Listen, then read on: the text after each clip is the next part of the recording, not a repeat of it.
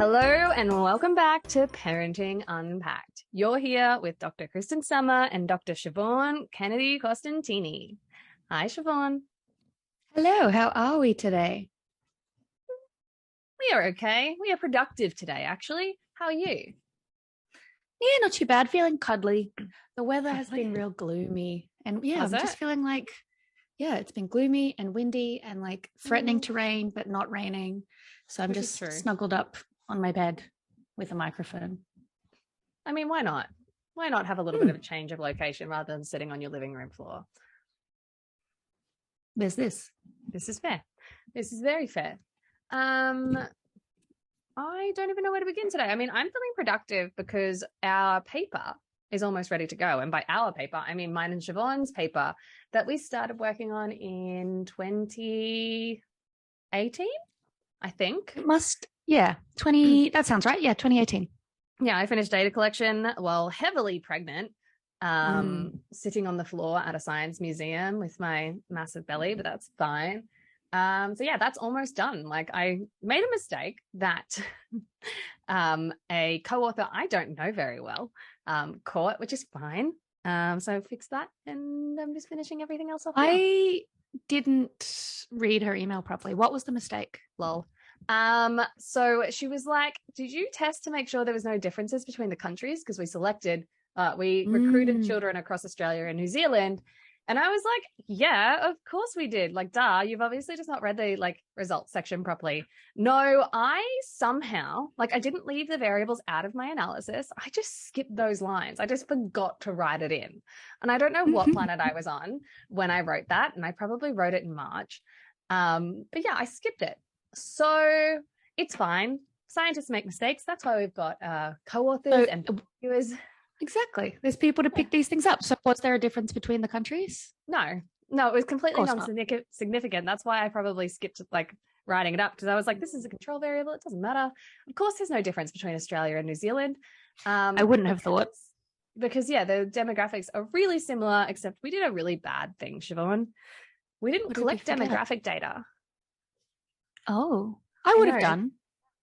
Well, you'd think that, but it's not in any of our run sheets, and I can't find any of the concrete. No, I might not. So I would. This is turning into a research meeting. But hi, demographics, for those of you that don't know, are characteristics about the participants that you recruited. Things like socioeconomic status, so income, education level of parents, race, ethnicity. Race really shouldn't be a word we use, because we are the human race. What fucking races are we delineating between? That's a complicated issue that I both am neither informed enough nor feel comfortable talking about with two highly privileged white ladies. This is true. But yes, no, I would have collected it, but the information, because the lab I was at had default paperwork that had to get done. But it will be, I can tell you, assuming they haven't got rid of it, and they haven't, because they didn't get rid of anything. It's in the filing cabinet in the third drawer in the very back of the lab. Oh, good to know. I mean, not that we need it per se. We should do it. But anyways, bad scientists, Siobhan and Kristen, missed that. For some reason, we didn't have that written up. So that's bizarre, because we don't usually do that. But we also plan to pre-register our study, and the registrations is sitting there not submitted. So I know we've done a few really bad things. And I think maybe it was because you were on your way out of academia and I was on my way out of I was also, so you were heavily not parenthood. And I was newly pregnant. So we were both not in our peak mental capacities. Yes, this is very true. But we are fixing those mistakes now. Anyways, I think we should probably conclude the research meeting portion of this podcast, because there's something more interesting to talk about today that we decided that we were going to talk about 5 minutes ago.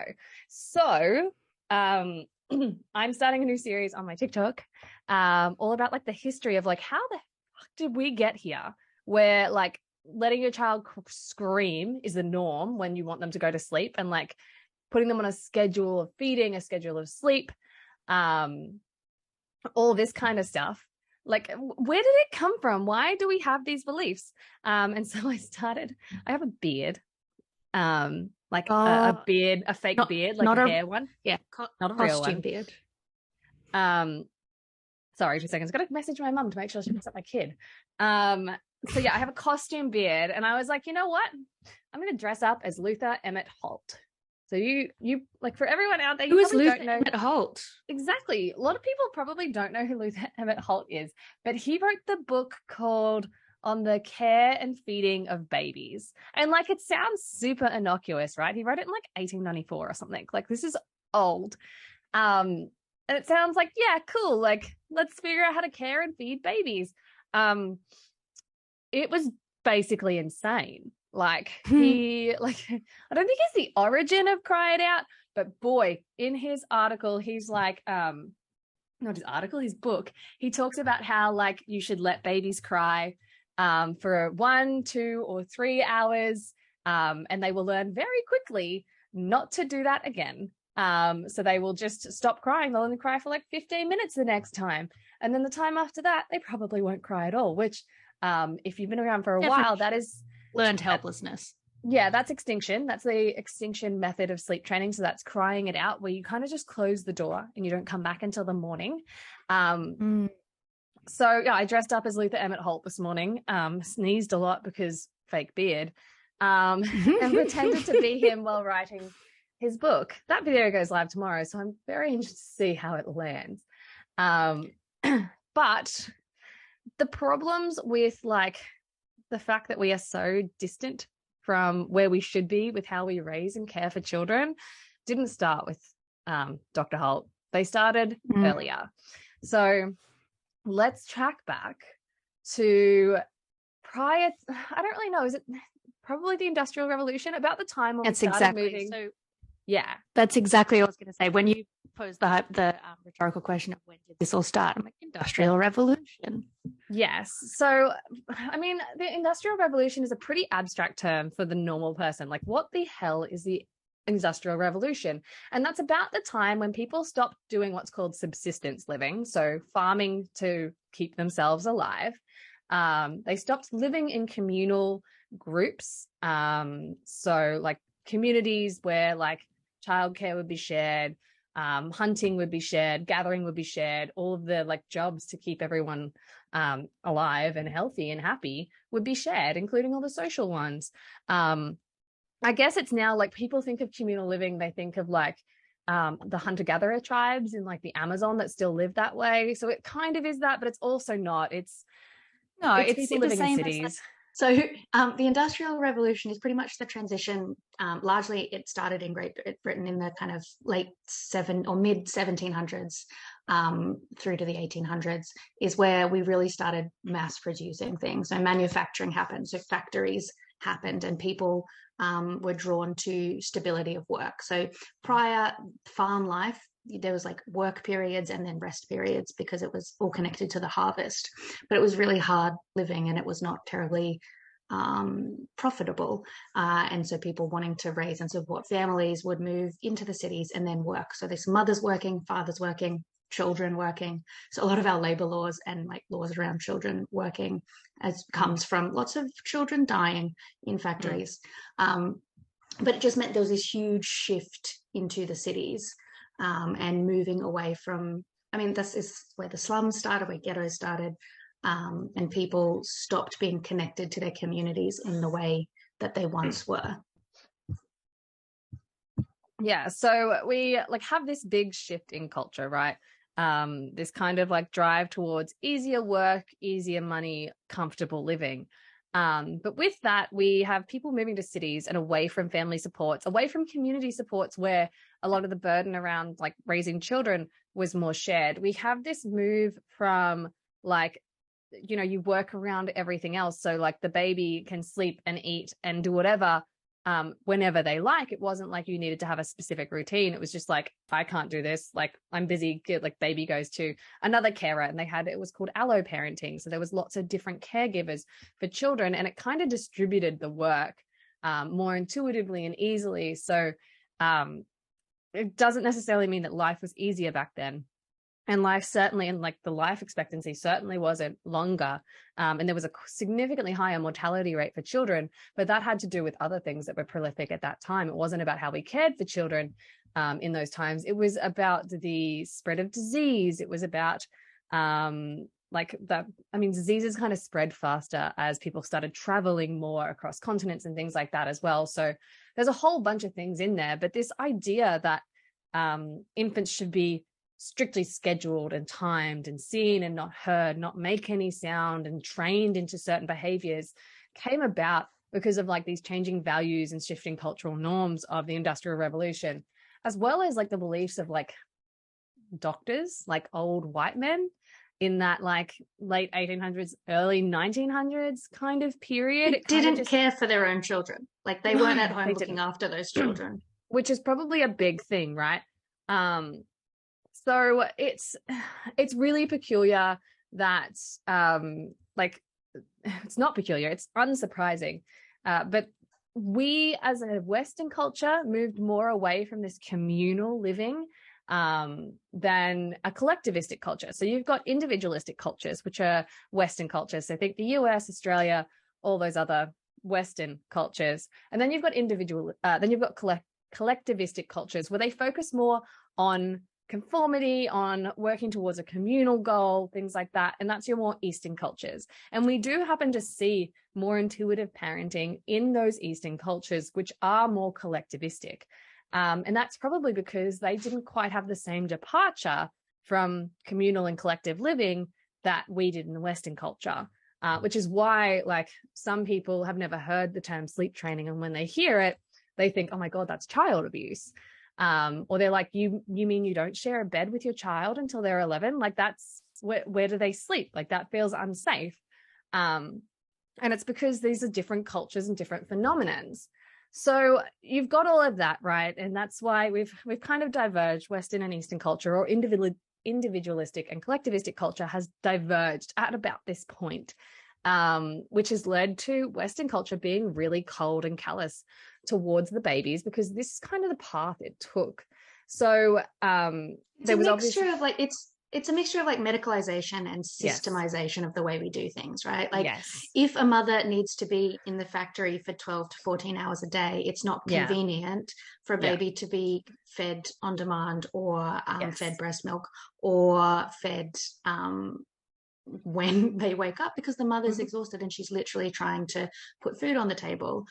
So there's the practicalities from the parent's perspective. And then of course there's the functions of the higher ups, like a factory foreman doesn't care that the mum is trying to get everything else done because he needs his workers. And if you lose your job, there's another 20 people lined up to try and get it. And obviously unions didn't exist around this time, when the formation of unions to try and support workers' rights and all these things. But this is like those are tiny examples of a wider cultural shift, but it became this kind of people became real cogs in a wheel of systems and functionality and output and productivity, which is not conducive to babies who are the definition of unpredictable and who have needs that need to be met, and they make pretty loud and awful noises when they aren't met.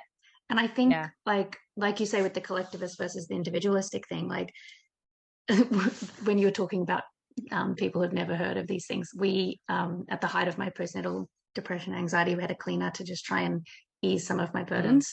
And his name was Paul, and he was originally from the Pacific Islands, and he came in and saw the nursery that we had. Timo never slept in that nursery because that's not how that works, but he saw that he had a room. Not. And he said, wait, the baby has a room? I was like, oh, I mean, technically, but no. And he goes, is that normal? I was like, yeah, lots of people have nurseries where the baby sleeps. He's like, oh, that's so weird. This is a really good segue, because like in the early 1800s, when like disease was rife, like we were starting to travel via ships and we were starting to move all these really weird and really terrible diseases around the world. People started to believe that like stale shared air at night spread disease. This was before we knew a lot about it. And I mean, to some degree, shared air does, like, hey, COVID era. But basically, this led to the advice that you should never sleep near your baby for fear of spreading illnesses. I mean, you can spread illnesses to your baby by being in proximity to them at any point. But I guess the shared air at night was the only theory they had. So they were like, we'll just put them in a separate room and then they'll be safe. but only if you keep them in a separate room all the time. So like this happened, which is probably where it started, having babies sleep separately from their parents. And then around the same time, doctors had this like really cultural like prestige, even though back then doctors weren't trained consistently. The medical practice and the medical like commercialization is a lot of snake oil. There was a lot of like creating problems that they could then solve and all this kind of stuff. So cultures were like, doctors were like this like source of information that was highly valuable. And they started moving, it wasn't based on evidence and science, but they started moving into the space of women and children, which they had no experience, knowledge, or evidence about. So they started applying their own intuition and thoughts about things into a field that they knew nothing about. So like around the same time, so you've got moving babies out of rooms and like out of a shared room into their own room to keep them safe from sickness. And you've got these like really powerful cultural figures of doctors who are white men. And people then also like they had these huge health anxieties because doctors and germs and stuff. So they started worrying that children weren't getting enough sleep. Instead of being like kids will sleep when they need sleep, they started worrying about them getting enough sleep. There's probably started like research started emerging showing that kids that slept less got more diseases. Who knows? Like there probably was no research. I couldn't find it when I was fact checking. And it just led to this belief that like babies that slept alone and were made to sleep alone for longer were healthier and better off in the long run and probably less likely to die. So that kind of drama happened. You've got all the medicalization of childbirth and stuff. This is around the time when midwifery started to be denigrated as like not the best method, even though I'm pretty sure at this time, and correct me if I'm wrong, but I think at this time, midwives had better outcomes for the birthing of mothers than doctors did. Absolutely. There's actually, I remember listening to a podcast about this and then studying it myself. So at the like height of pre-understanding of germ theory, so understanding that like pathogens pass, so before that, and like hand washing was non-existent. And no one, so between deliveries, obstetricians would deliver a baby, like have their hands inside a woman covered in blood, then go next door and deliver another baby. They didn't wash their hands. And anyone who has either seen or given birth knows that there's a whole bunch of blood and guts and all manner of fluids everywhere. So that's just being passed all around the hospital. There was and so this was like, in the 1800s and the early 1900s. And you had if you birthed a baby on the street, you had a higher chance of staying alive than if you birthed in hospital. Because of the spread of pathogens, that makes sense. Exactly. So the birth itself wasn't the dangerous, it was the infection afterwards. Women who didn't get into hospital because the hospital was too full had a better chance of surviving. So there's that, right? So the medicalization actually caused like worse outcomes, but at the same time, like physicians were like kind of like trying to prove that they were more valuable and trying to like poach customers almost from midwives. And like when you think about midwifery and how it used to work, it wasn't in hospitals. It was like in the mother's home, in a safe place. And we know a lot of childbirth now and how like safety and security and comfort are really important. And midwives like had these skills, these cultural practices handed down through generation. And these doctors that were men kind of just walked into this space and were like, well, I've studied enough of female physical anatomy. Let me see how I go. And because they had this like cultural prestige, they started to be believed. And also women at that time were seen as lesser. So, you know, they're going to believe the doctor, white man, over the lowly woman who has been birthing babies for 60 years, which is really interesting. So you've got that. That's a problem too. So that medicalization that you were talking about, on top of the shift in cultural norms, all of this kind of stuff happens at the same time. And then like it just kept going. Like it just snowballed. So the doctors that didn't have any evidence, didn't have any science, didn't have any consistent training at this point, like they got better. Like guys, they did get better.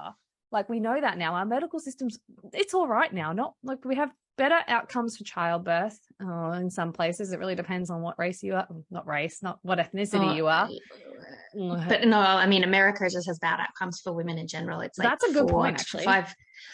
I mean, a lot of that is driven by racial, like medicalization and medical inequalities. Absolutely. But no, I saw someone shared a stat recently that I saw it was too. Like, about four times more than Australia, maternal mortality, which is horrific. Yeah. So absolutely, look, medicalization is still not ideal. It's gotten better, but it's still not ideal. But we don't really know what the hell is going on anymore. And we're not a midwifery or like obstetrics kind of podcast. So we're going to leave that commentary there for a little while until we know more. But yeah, essentially, so we've got this like shift in family structures, right? So we've gone from like the communal living to like, what's it called? The nuclear family, mother, father, child. And we've got this difference in the way that we live. We now work way more hours, or we work hours where the infant has to be removed from the parents. So all of a sudden you've got like separation that like leads to like things like breastfeeding issues. But also like babies are being cared for. So if we think from like a farming family that's working with an intergeneration, that lives in intergenerational living. So even if the mother is working the farm, the baby is being cared for a sibling, an aunt, an uncle, a cousin, a grandparent. Whereas moving into factory slums, if the mom has to work, the baby's being cared by someone who's not connected to the family per se, because people, even though there was the nuclear family, people, particularly factory workers, were living in multi-household families, but it wasn't people they were related to or even necessarily knew. So babies are being cared for people that don't know them. So I like, even if they were the most lovely people in the world, there's a level of disconnect when there's not that not even genetic, but like familial attachment. You don't care, like, and it's biologically evolutionary. There's lots of good reasons people don't care as much about children that aren't connected to them. Yes. Yeah, absolutely. So you've got this like shift away from like your family, but with that shift away from your family, you also lose that intergenerational knowledge sharing. So you go from having this like information passed down from mother to daughter for child rearing to all of a sudden not having that information available and having to look to the cultural like authority. And who's the cultural authority at the moment? The old white men that are doctors who seem to have cultural prestige. So you end up with this like perfect storm that creates like old white men as the experts on raising infants all of a sudden. Well, not all of a sudden, but pretty quickly in terms of the grand scheme of evolution and stuff. We kind of flip that idea of how to raise children on their heads really quickly. So this is where our old mate Luther comes into play. So yeah, and around 1894, he wrote the book, The Care of Feeding and Children, and it like had some kind of like subtitle, like The Catechism of Mothers and Nurses or something. And so he was one of the first pediatricians, I think, at least in a New York hospital for babies. I can't quite remember, but he was one of the early like baby doctors, specifically. And so he was in this really medicalized like space. And so he took his observations of medical, like babies that are medically vulnerable, and he applied it to how you should raise babies in the home. So yeah, it gets pretty tricky here. So some of the quotes from his book are like, how is an infant to be managed that cries from temper, habit, or to be indulged? Because clearly the only reasons that an infant would cry is from temper, habit, or to be indulged, right? Like there's no other reason that an infant would cry. And like, silly woman, don't you know that child is manipulating you? They don't want your love and affection. They're mad, or they want to be cuddled. I'm like, you're right, they do want to be cuddled. You do too. Anyway, so he literally says the infant should simply be allowed to cry it out. This often requires an hour, and in extreme cases 2 or 3 hours. A second struggle will seldom last more than 10 to 15 minutes, and a third will rarely be necessary. Now, let's think, where have we heard this before recently, Siobhan? That 3-night solution for sleep. Where have we heard that? Yeah. Oy, oy, oy. So and the this thing book, is, they're right. They're absolutely right. That is how that works. That yes, extinction works because yes, the child learns my needs will not be met. I can't rely on the people caring for me to come to my aid. So there's no point asking. Yeah. So what's another, like, I can't remember all the way back to cognition, the subject we did in undergrad. What's another good example of extinction? Can you think of any? I mean, there's lots of animal studies. That's largely what it's done on because it's not considered ethical to run with humans. Yeah. Well, what's an animal study? I mean, they've got like the learned helplessness studies. They've got like, but like it's largely pigeons. They do lots of stuff with pigeons. Where do with pigeons? Yeah. Because they're clever and they learn quickly. So you can establish it. So yeah, there's lots of feeding schedules with pigeons where they teach them to look at flashing lights or only to respond when there's a blue light, not a yellow light, or these kinds of things.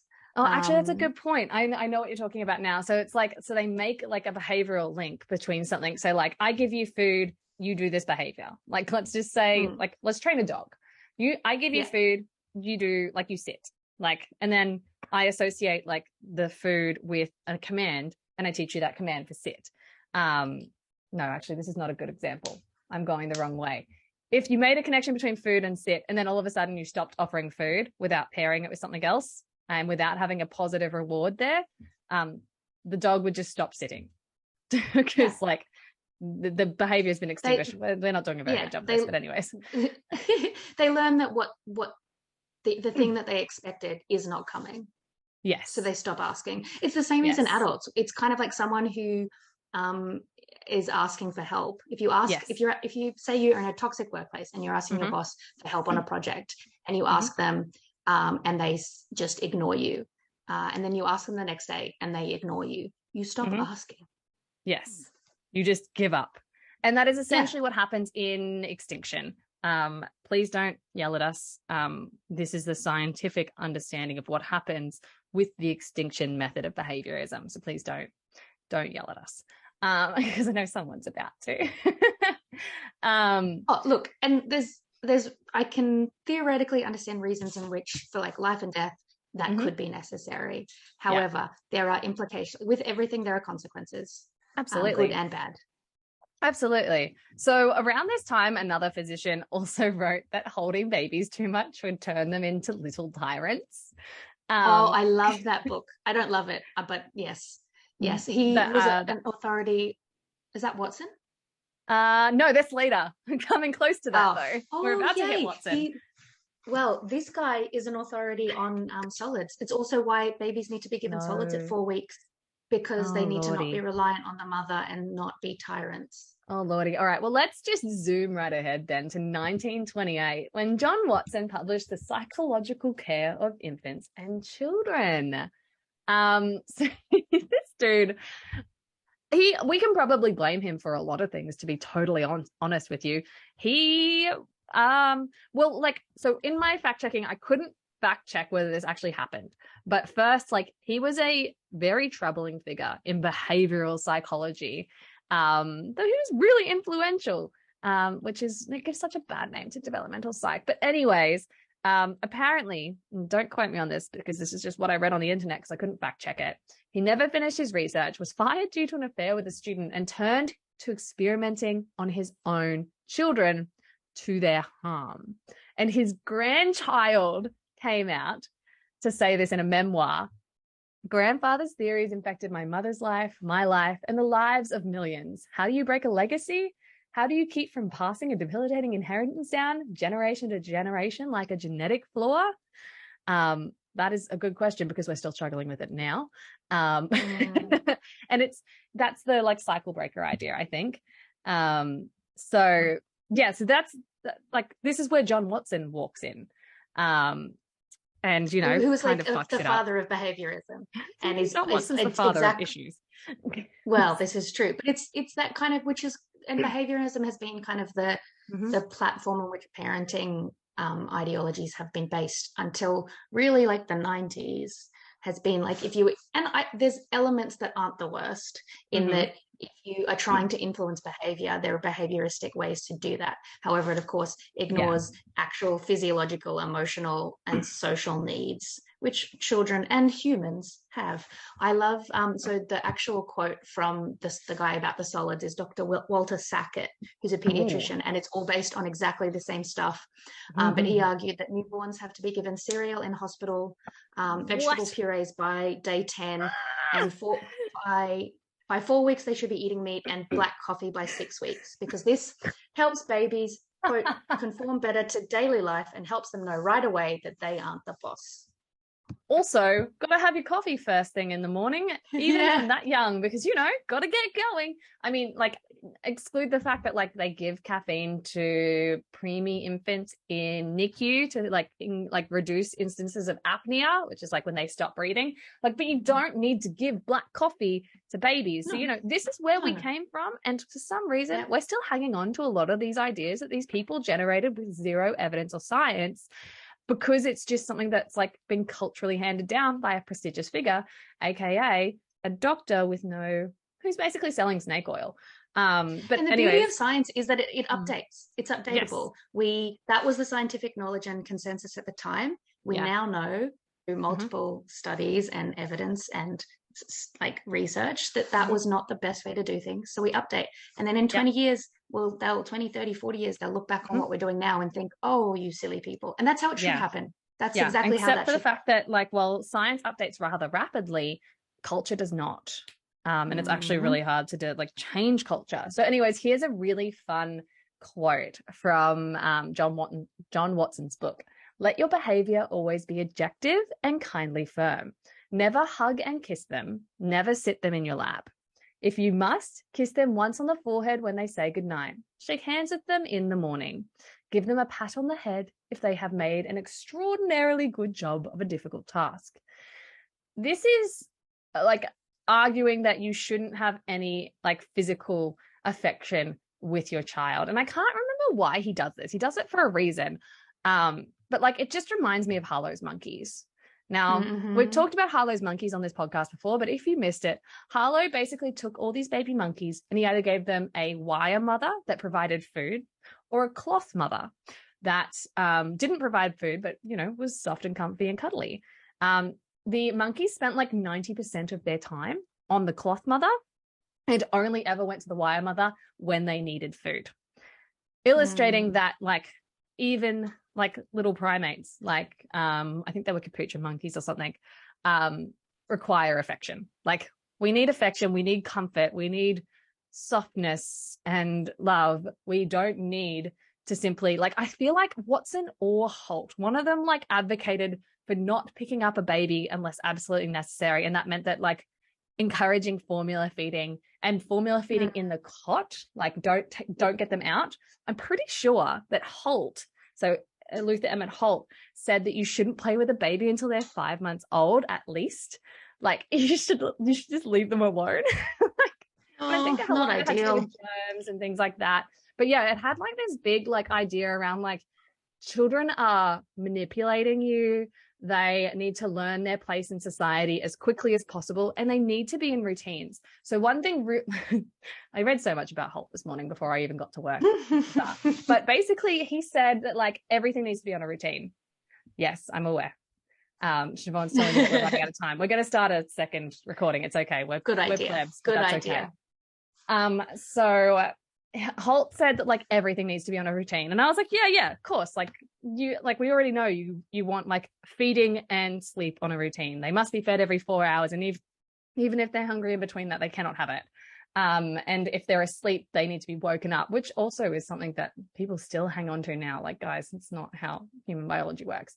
But the one thing that I'm so glad has gone is that they used to rub soap on babies' bums to get them to defecate on a routine, on schedule. They would get them, they wanted everything to be routine, everything to be schedularized. And it's just like, why? Like, what is this planet that Holt and Watson are like, don't give your child affection, don't interact with them, and also get their physiological needs met and put them on a schedule so it's more convenient for you as the mother, so you can get your chores and your work done without the inconvenience of an infant in your life.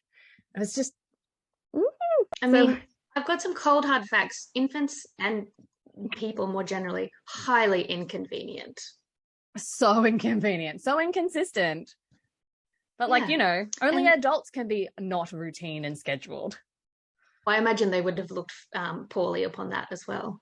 I mean, you as an adult get to choose when you defecate. An infant does not. They must do it every 4 hours. Like, anyways. Goodness gracious. We're going to pause and come back in just a second. So we've just talked about John Watson, who is just this cold and callous person. Now I'm trying to remember, was John Watson the one who tried to raise his baby without ever touching her? Oh, like put it in the cage? I think so. Yes. Air I crib? think it might have been the air crib. Did he do the air maybe. crib? So like there was these crazy, I can't remember who put their kid in an air crib. It was actually pretty common, I think, at one point, where they basically lived in high rises, and to give their babies some fresh air, they had them in these like Perspex boxes. That was Skinner. Okay, we'll talk about Skinner in a second, actually, because he's really fun too. But basically, I'm pretty sure John Watson tried to put his baby almost exclusively in a cot and not touch them, just kind of feed them and stuff. He did some crazy stuff. He also did the little Albert experiment. So I'm pretty sure that was John Watson. So little Albert, if you didn't know about it, he basically paired something that little Albert, the baby, really liked. So a soft and cuddly animal with a really loud noise, to see if it would, I think he was probably trying to get like extinction eventually, but basically like the parents didn't know what was happening. Back in those days, most childcares were attached to universities, I think, and like they were cared by psychologists who kind of just experimented on them, like without the parents knowing what was going on. Like, yay for ethics finally fixing that. But essentially, like they conditioned Albert to be afraid of bunnies or mice or rats or something. And then like it was a mouse. Yeah, and then it generalized to every other soft, white, cuddly thing. And he was just terrified all the time because he was like abruptly like hit with this really loud noise whenever he saw something soft and cuddly. And then his mother, I think, found out about what they were doing to him and removed him from the experiment before they could like remove the extinction, which is crazy. Yeah. So that was bleak. Poor thing. Yeah, that was really bleak. So you've got John Watson. He's a really problematic figure, yet he's the one that did a lot of this, like, don't hold your baby, don't interact with them, like put them on a routine, alongside Emmet Holt, who's also really problematic. And then you've got, so there's two other figures that kind of come around at this point. You've got Skinner, who created, he was another behaviorist. He did the Skinner box, and he did the air crib and things like that, where he like put his kid in a box outside like a high-rise window so that it get fresh air. And I don't think he did much interacting with his children either and experimented on them. And then you have Spock, who was better. He was ostensibly better than Watson, who was like this cold and callous kind of parenting advocate. So Spock suggested using like lots of affection. So yet another white man. But he kind of steps it away from this really aggressive, cold and callous nature, but he still says use like really strict schedules, and like sleeping through the night early on is really important. When I mentioned Spock a little bit earlier, Siobhan, you had quite a visceral reaction. Do you want to tell me about your opinions on Spock? Oh, just that, yes, exactly. He's like highly informed by behaviorism, was very pro kind of strict routines and schedules. So he wrote a book called, what is it called? I've got the name here, Baby and Childcare. So he wrote it in 1946. And it was one of the best-selling parenting books of the 20th century. So within the first 6 months, it sold 500,000 copies. And by the time he died in the late 90s, it had sold over 50 million copies. So his background, he was a pediatrician and was really into psychoanalysis. And he kind of based the book around this idea of telling mothers the baby knows more than you think they do. And that really kind of harped in this idea of like the fact that they're being strategic and manipulative with their crying, and that it's best not to give into that. And he talked about how children need to be fed on a schedule, that they shouldn't unnecessarily pick them up, kiss them or hug them, because that doesn't prepare them to be strong and independent in a harsh world. So this is obviously like moved forward to the late 40s. I think in terms of contextualization, it's potentially relevant to take into account that we've had the First and Second World War. So the people left have been highly traumatized by war. If they haven't been injured or affected themselves, they definitely have family members and friends who have died. So I can understand I obviously don't agree with, but I can understand the logic of the world's a hard, terrible place. We need to prepare babies for them. So we need to enforce independence. We need to enforce these kind of like figure it out yourself, because things aren't going to be done for you. But that's like a nature of a broken world. But obviously you don't try to continue to break people into dealing with the world. You should probably try to help the world get better. Again, all of that's easy said than done. But I think, like it's important. And I was listening to a podcast today. So the hosts of this podcast were raised in the 80s, and they have a lot to say about kind of latchkey kids. So kids who were left at home by themselves while parents were working.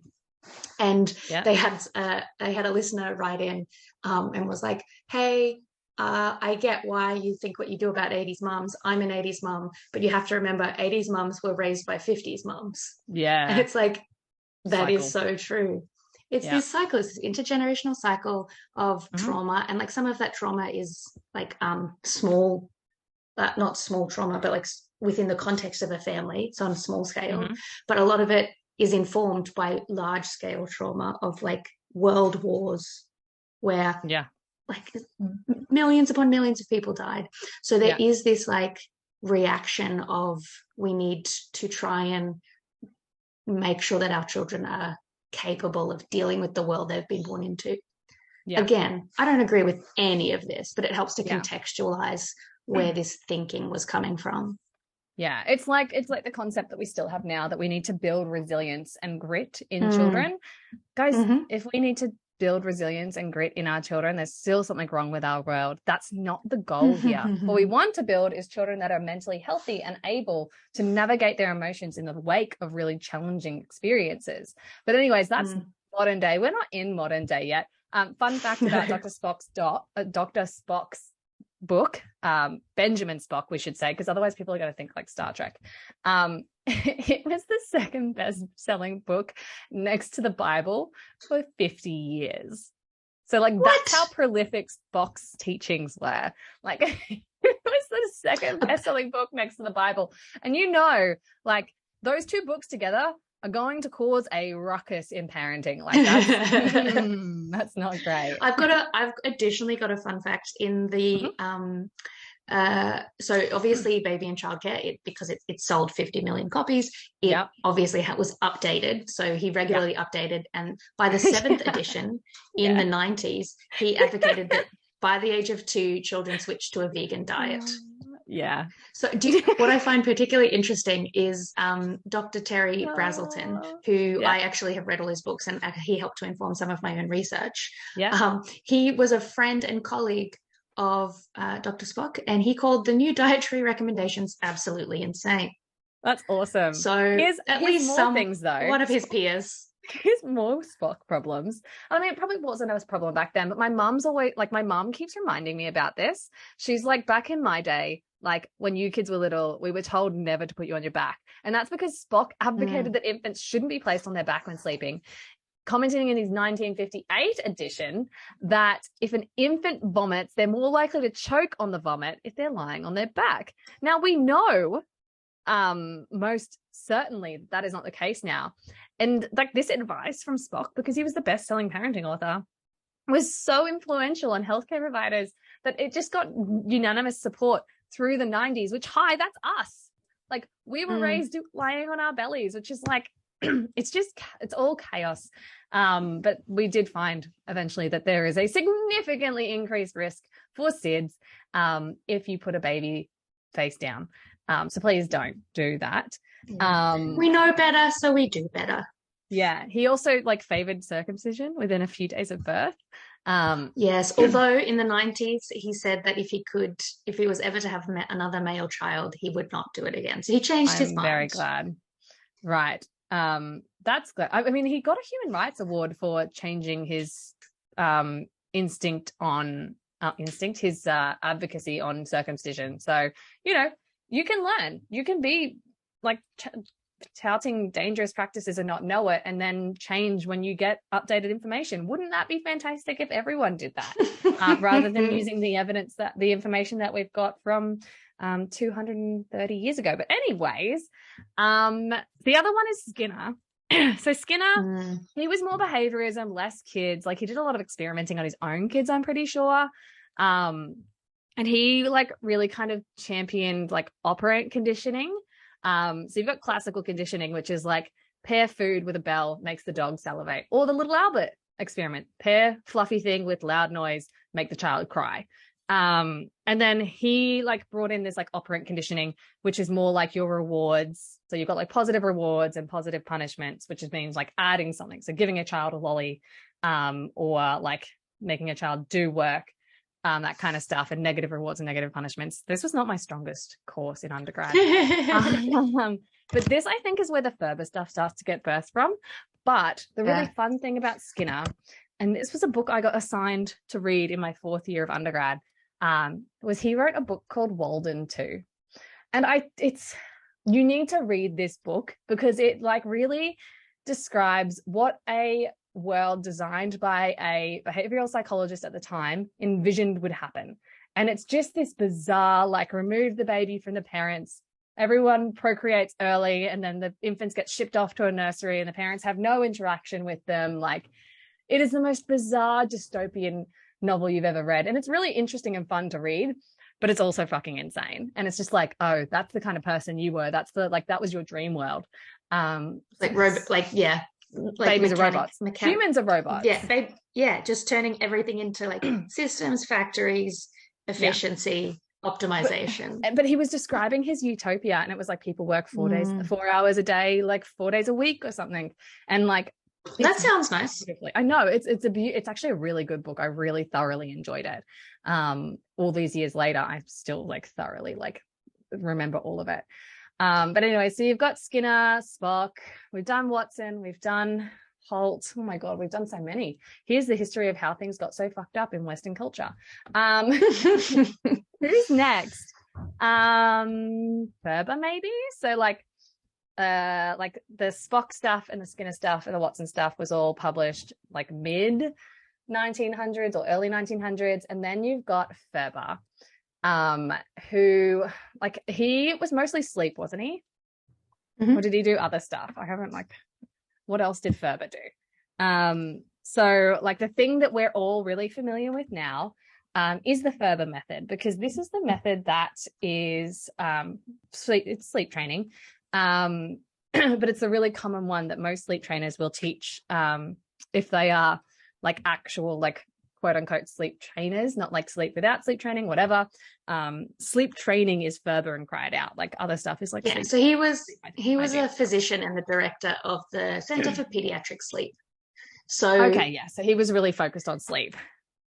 Yeah. So presumably if he runs and ran the Center for Pediatric Sleep Disorders, this is exactly what you described earlier with taking what works in a clinical or a disordered population. So for people who have problems like like taking things that work for preemie babies or whatever, and then popularizing it across the wider population. So I completely understand. So a good example is preemie babies and scheduled feeding. So because preemie babies don't have the strength to feed effectively, and because they're typically so underweight, it's really important to feed them on a schedule, because otherwise they starve and die. So it's essential that they're fed regularly and often at specific times. Yes. However, that is not appropriate for children who are not born premature, who don't have health issues. Mm-hmm. For a baby who has no health complications, feeding them on demand is the way to do it. So if that means feeding them every hour, every 2 hours, if they go for a 6-hour stretch, you don't have to wake them, because their body is healthy and will wake them up, or they'll let you know when they need to feed. And it's similar, perhaps, as I said, I haven't looked into all the specifics, but presumably there are some benefits for specific sleep interventions for children who have sleep disorders. Yes, which is that's a very small population. It is not the entire population. So this is where these like cultural norms come in again. So we still, even now, hold like doctors as this like prestigious like cultural feature, cultural person, whatever you want to call it, even on like topics that they know nothing about, like psychological things are often like, we still like prize what doctors, medical doctors say over everyone else, even though they have no training in it. Which we find really peculiar. But anyway, so Ferber published the book Solve Your Child's Sleep Problems in 85. So 80s, this is in the 80s. So we've moved away now from the like wars. We've gotten more stable times, and like, yes, these are the mothers who were raised by the mothers of the 50s. So that's where we're looking at here. But Ferber advocated for controlled crying, which is seen as the more gentle version. So it's like your intermittent comforting, your controlled comforting, your intermittent responding. There's so many words for it now. And back then it was just called Ferberizing, like, or Ferber. And it's got a bad rap now, for good reason, but it's still very common. And a lot of people don't realize this when they buy sleep training packages, like Taking Care of Babies, I think is one of the most famous ones. It's just basically Ferber. And guys, you don't need to go and buy that like online PDF for $200 or whatever she sells it for, because it is just Ferber. Just Google Ferber. If you really want to do it, like, it's just Google Ferber and it's all over the internet. But basically he says that feeds are the cause of night waking and we must break the feeding sleep link. Sounds familiar. Sounds a little bit like feed, play, sleep. I remember when we both did the same thing. I bought one of these programs because we bought the same program because our baby, well, firstly, our Instagram algorithm like spat it out at us constantly. And we were both sleep deprived parents of babies who were very wakeful and who fed very frequently. And I remember seeing the is it sleep, play, feed? No, what is feed, play, sleep? I never looked. Feed, play, sleep is what you're supposed to. So you're supposed to feed your baby and then play with them and then sleep. So it's to break exactly what you just said from the Ferber, to break the feed sleep connection. I remember reading that and thinking, oh, that's never going to work ever. So thankfully I didn't ever try to implement it, because I remember thinking like, I feed him and he falls. Oh, you tried? How did it go? I tried not to feed her to sleep. That was fucked. How else am I supposed to put her to sleep? Like, no, what? I mean, theoretically, some babies don't do it. I have yet to some see babies just like or experience drift off.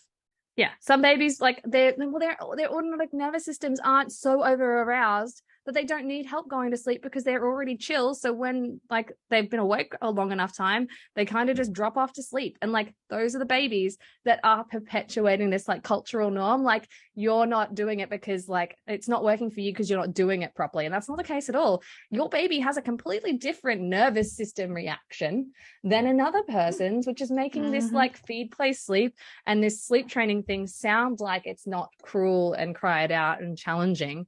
Because those babies it's not cruel for those babies. No, exactly. They're chill.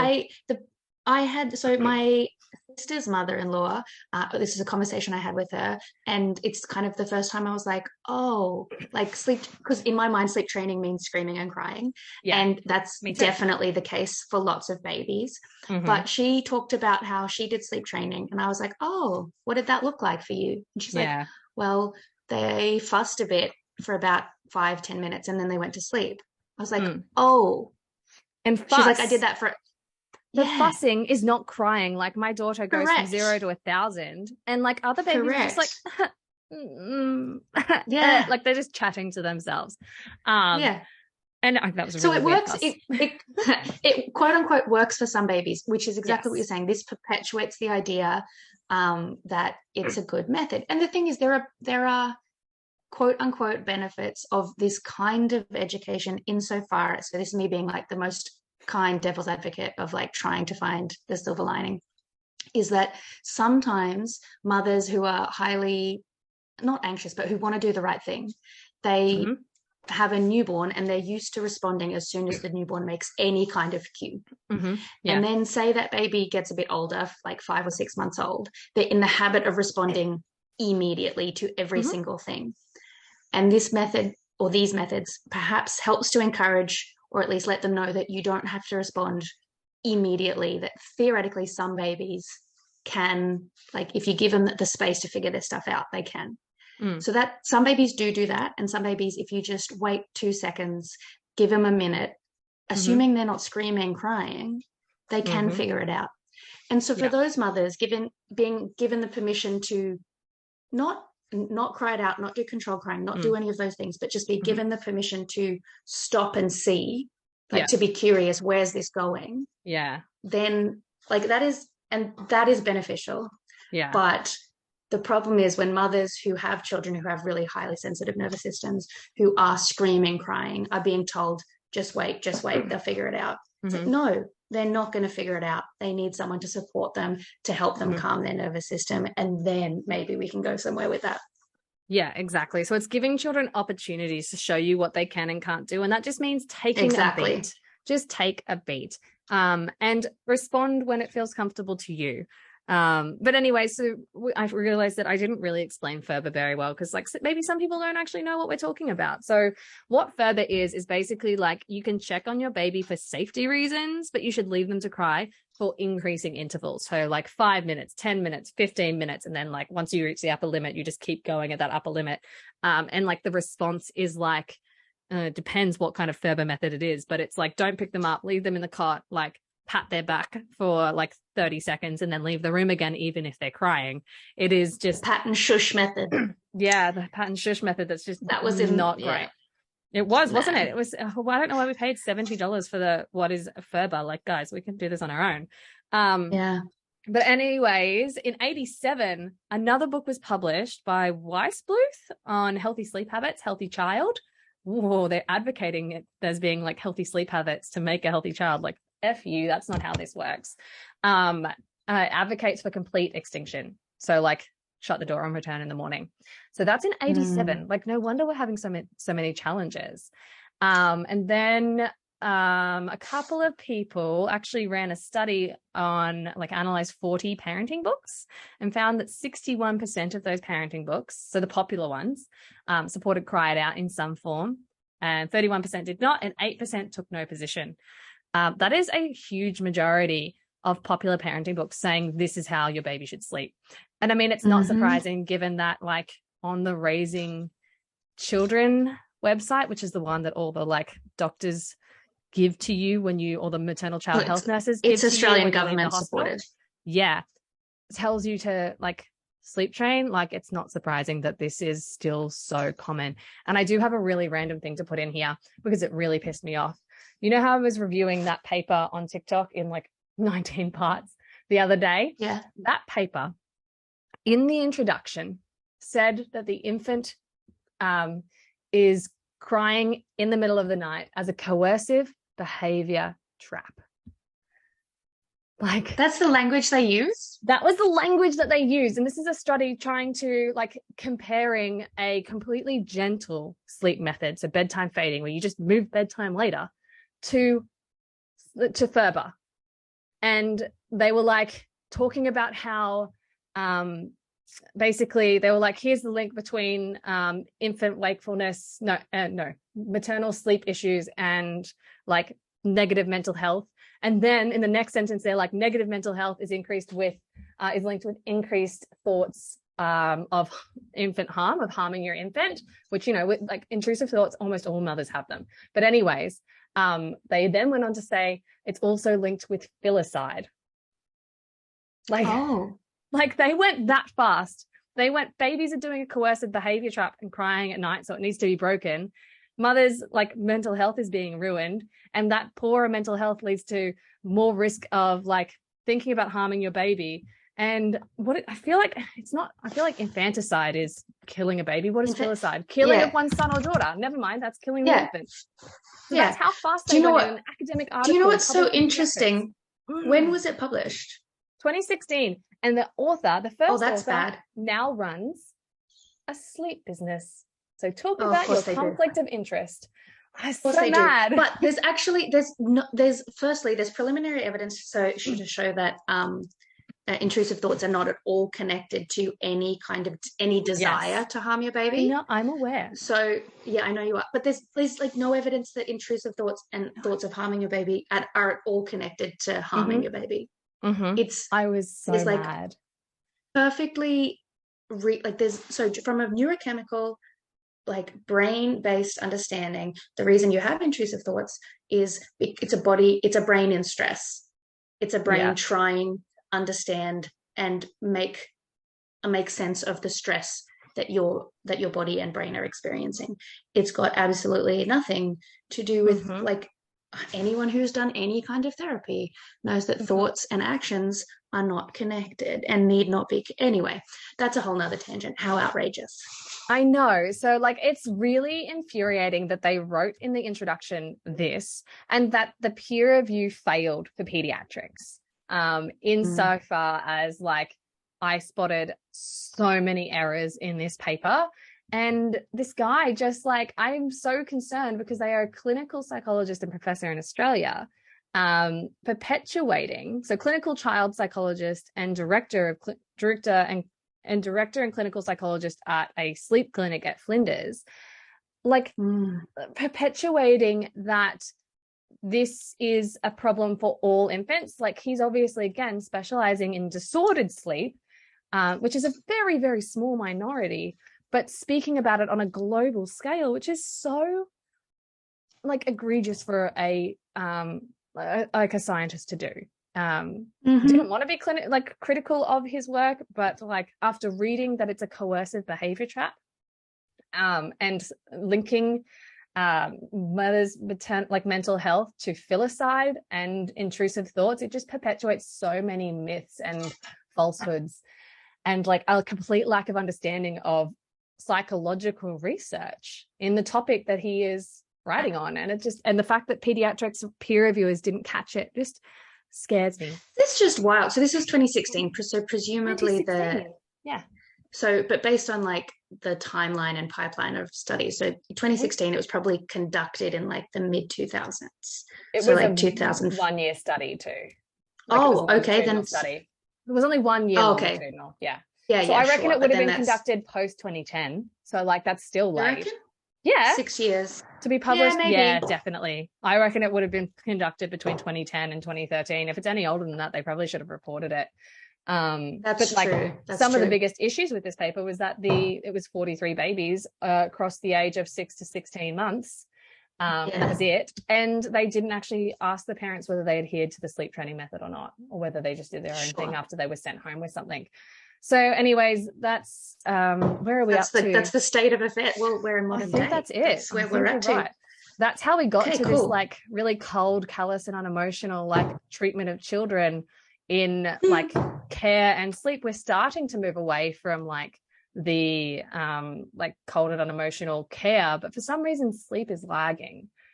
And I understand why. It's because parents are sleep deprivation while you're still trying to work full time and care for a family with no support. It's a killer. Not literally, but it's very, very hard. So I understand why it's kind of the last bastion of this kind of behaviorism, because it's seen as a solution when it's not really. Perhaps next episode we should talk about the more positive side of things, of the shift to more gentle sleep techniques and like parent education of biologically normal infant sleep.